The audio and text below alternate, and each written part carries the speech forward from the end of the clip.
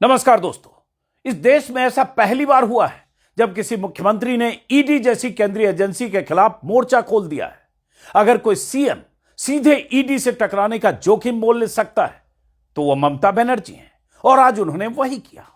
ED के खिलाफ ममता बनर्जी की मोर्चेबंदी की शुरुआत कल कोलकाता में ईडी के छापों के विरोध से हुई थी और आज दिल्ली में केंद्रीय गृह मंत्री अमित शाह के दफ्तर के बाहर टीएमसी सांसदों ने प्रदर्शन किया।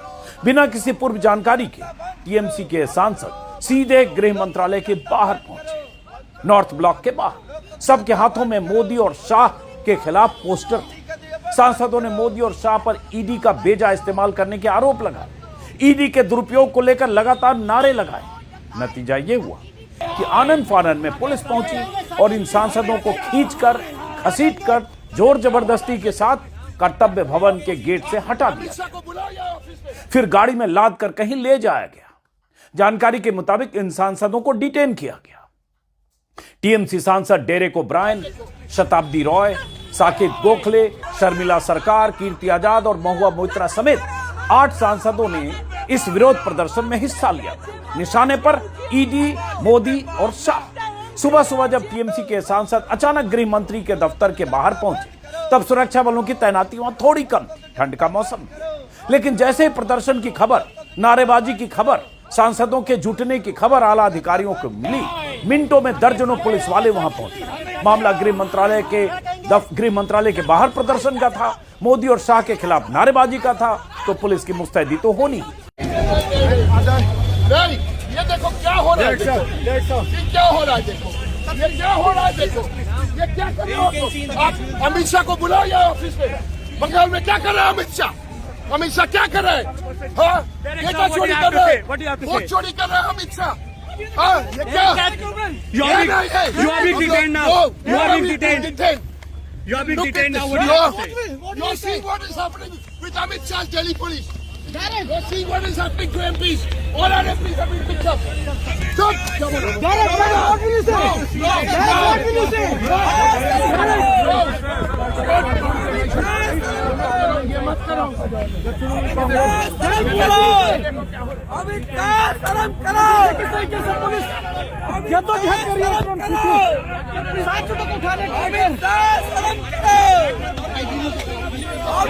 चुनाव के वक्त टीएमसी के लिए चुनावी रणनीति बनाने वाली कंपनी आईपैक के ठिकानों पर ईडी के छापे के बाद ममता बनर्जी ने कल ही दो टूक लहजे में कह दिया था कि वो ईडी से डरने वाली नहीं है।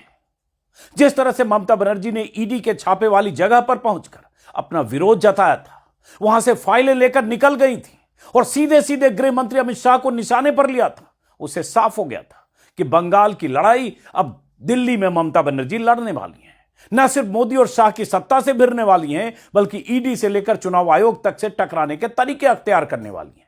और यह ममता बनर्जी की शैली है जिसमें आक्रामकता है और सीधे सीधे टकराने वाला तेवर है। इसकी बानगी कल ममता बनर्जी ने कोलकाता से दी थी। How to collect all of our party hard disk, the candidate list, the party strategy, the party plan. Is it the duty of the ED and Amit Shah, the nasty home minister, the naughty home minister who cannot protect the country, and he's taking away all my party documents? If I raid the BJP party office, what will be? What will be the result? They didn't have any guards. One side the SIR case, they are deleting all the names of the Bengal people. More than 2 crore people, 1.5 crore people are being called. 54 lakhs are being deleted without any asking their details. They are using WhatsApp only, and because of election they are collecting all my information of my party. TMC के लिए चुनावी रणनीति बनाने वाली company IUPAC के दफ्तर और उनके मुखिया प्रतीक जैन के घर पर ईडी के छापों के दौरान अपने लाव लश्कर के साथ ममता बनर्जी का पहुंचना कोई मामूली घटना नहीं थी। ममता के साथ राज्य के डीजीपी थे और अफसरों का पूरा अमला और काफिला था। छापे की सूचना मिलते ही ममता अपने अधिकारियों के साथ सीधे प्रतीक जैन के घर पहुंची थी। 20-25 मिनट तक वहां रही। फिर एक फाइल फोल्डर लेकर निकल गई, जो तस्वीरें आपने कल देर शाम देखी होगी, लगातार सोशल मीडिया पर भी वायरल है। और इसके बाद ममता बनर्जी प्रतीक जैन के दफ्तर गई थी, वहां से करीब 3 घंटे बाद निकली।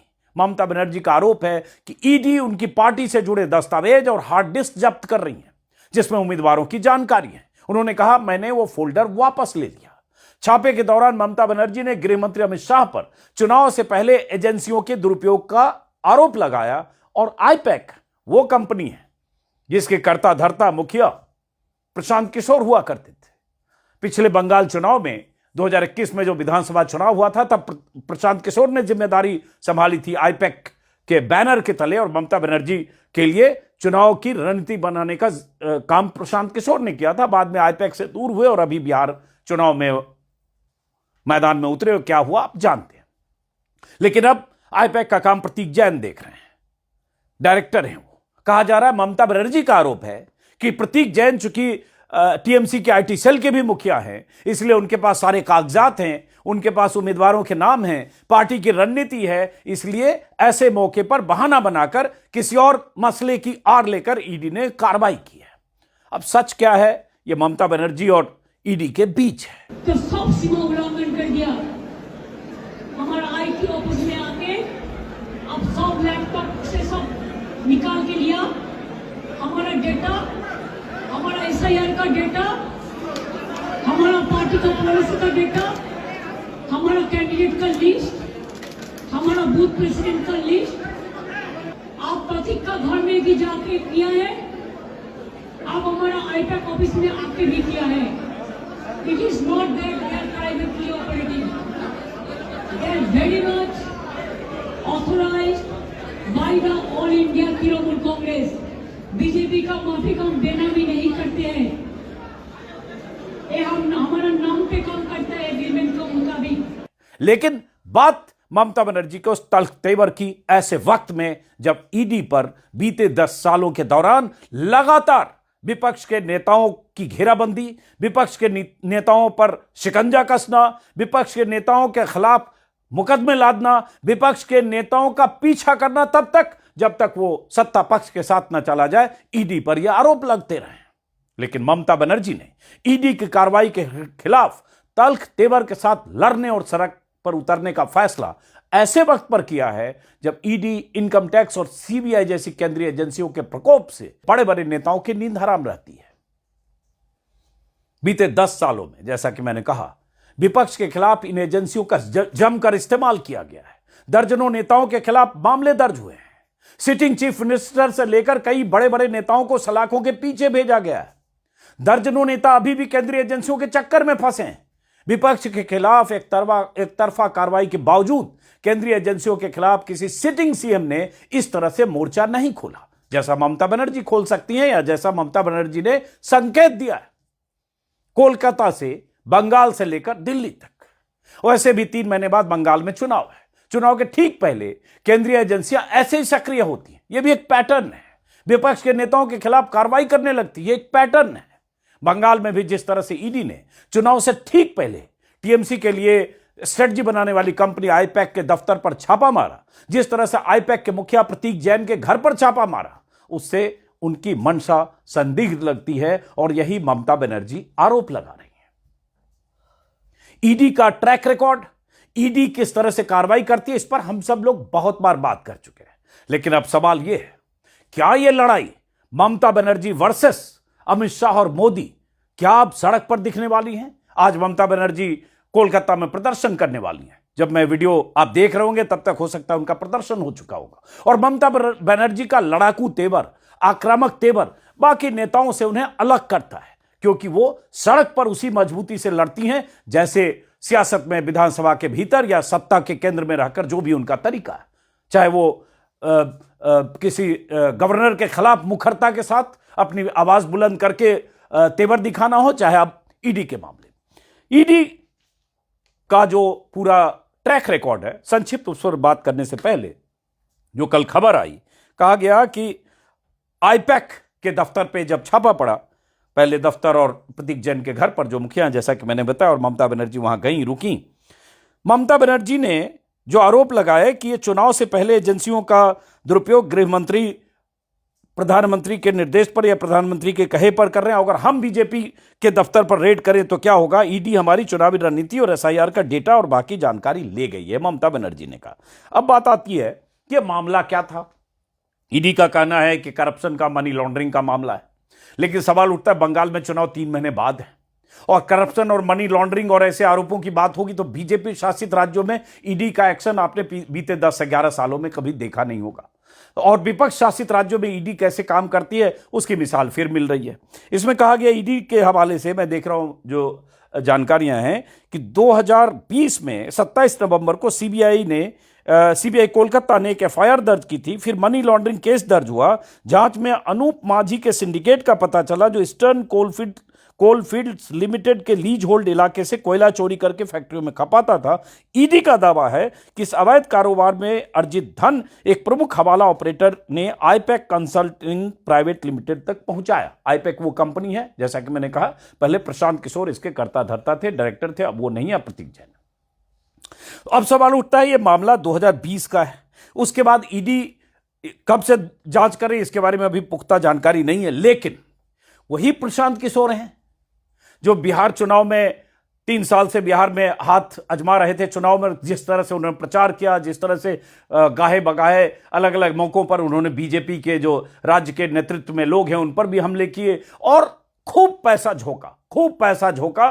कहां से उनके पास फंडिंग आई, किस उद्योगपति ने दिया, कितने उद्योगपति ने दिया, कुछ उन्होंने इसके बारे में जानकारियां दी, लेकिन फिर भी बहुत सारे सवाल अनुत्तरित रहे। लेकिन प्रशांत किशोर के पास ईडी कभी फटकी नहीं। ईडी के अधिकारियों ने यह जानने की कोशिश नहीं की कि 3 साल से अगर प्रशांत किशोर खूब पैसा झोंक कर बिहार में चुनाव लड़ रहे हैं तो फिर वो पैसे कहां से आ रहे हैं। हालांकि उन्होंने प्रेस कॉन्फ्रेंस में अपनी सफाई दी या अपना पक्ष रखा, वो अलग बात है, लेकिन अब प्रशांत किशोर आईपैक से जुड़े हुए नहीं है, अभी नहीं है, ऑन रिकॉर्ड नहीं है। अब आगे चुनाव के पहले जुड़ जाए तो मैं नहीं जानता। अब प्रतीक जैन जो आईटी सेल भी देखते हैं टीएमसी का, जो अब डायरेक्टर हैं, उनके यहां छापा मारना, प्रतीक जैन के दफ्तर पर छापा मारना, ममता बनर्जी का कहना है कि उनके कागज, डॉक्यूमेंट या चुनावी रणनीति की फाइलें कब्जे में करना ईडी की मंशा होगी। अब ईडी बताए इसका क्या मतलब। लेकिन जहां तक ईडी की बात है, बहुत बार हम लोग इस पर बात कर चुके हैं, यह सरकारी रिकॉर्ड है कि ईडी कैसे काम करती है।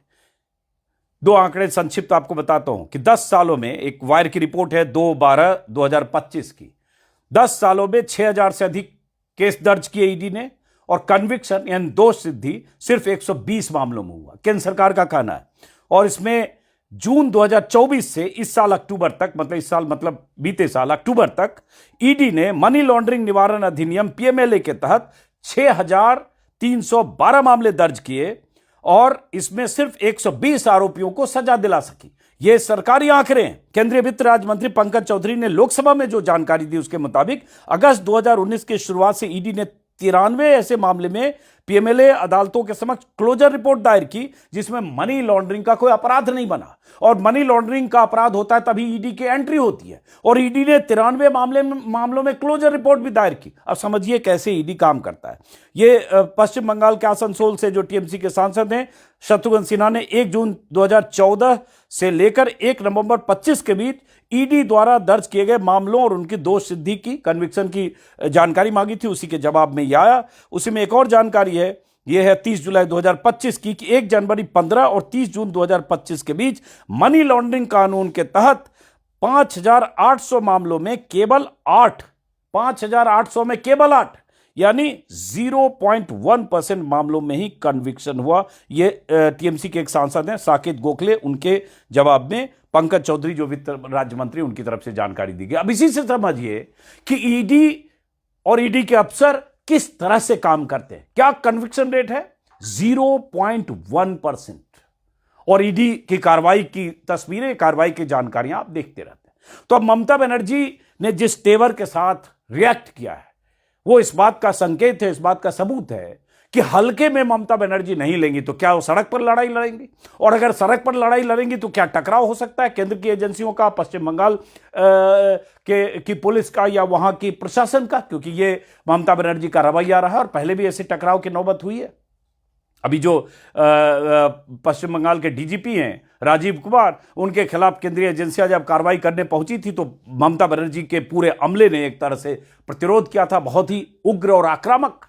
तो ये तरीका ममता बनर्जी का क्या किसी टकराव की तरफ जा रहा है, और केंद्र सरकार की मंशा या केंद्रीय एजेंसियों की मंशा संदिग्ध है, इस पे कुछ बताने और कहने की जरूरत नहीं है, तमाम तरह के सबूत है। क्योंकि सवाल यह उठता है कि जहां बीजेपी की सरकारें हैं, जहां करप्शन के तमाम आरोप लगते रहे 1.5 दर्जन राज्यों में, 1.5 दर्जन से ज्यादा अगर केंद्र शासित प्रदेश भी जोड़ दें, तो कभी आपने सुना कि बीजेपी शासित राज्यों में मुख्यमंत्री, मंत्री या शीर्ष पर बैठे जो लोग हैं, सत्ताधीश हैं, उन्होंने करप्शन से अकूत दौलत कमाया और उसके खिलाफ कार्रवाई हुई? बीजेपी शासित राज्यों में बीजेपी के दफ्तरों की इमारतें देखिए, बीजेपी के खर्चे देखिए, चुनाव में करोड़ों रुपए खर्च करके उम्मीदवार लड़ता है बीजेपी का। बड़े बड़े नेताओं की तो बात ही छोड़ दीजिए, चुनाव आयोग की तरफ से जो तय रकम है चुनाव लड़ने के लिए लोकसभा विधानसभा में, उसे 10 गुना, 20 गुना, 50 गुना खर्च करते हैं ये लोग। लेकिन कभी आपने सुना है कि ईडी या केंद्रीय एजेंसियों ने बीजेपी के किसी बड़े नेता के खिलाफ एक्शन और कार्रवाई की, एक्शन लिया? तो करप्शन अगर है तो क्या सिर्फ बीजेपी शासित राज्यों में है? विपक्ष के नेता जो अब सत्ता से बाहर हैं, 10 साल से पुरानी फाइलें उनकी खंगाल रहे हैं, लेकिन जो सत्ता में है, तो ऐसे बहुत सारे सवाल हम जैसे लोग पूछते रहते हैं। अब ममता बनर्जी का तेवर, ये तल्खी किस तरह के टकराव के संकेत दे रही है, इस पर हमारी नजर होगी। और जैसा कि मैंने कहा कि बंगाल में सिर्फ 3 महीने बाद अप्रैल में चुनाव होना है, और चुनाव के पहले तनातनी की बहुत सी तस्वीरें, खबरें शायद आप तक पहुंचती रहेगी। फिलहाल नमस्कार।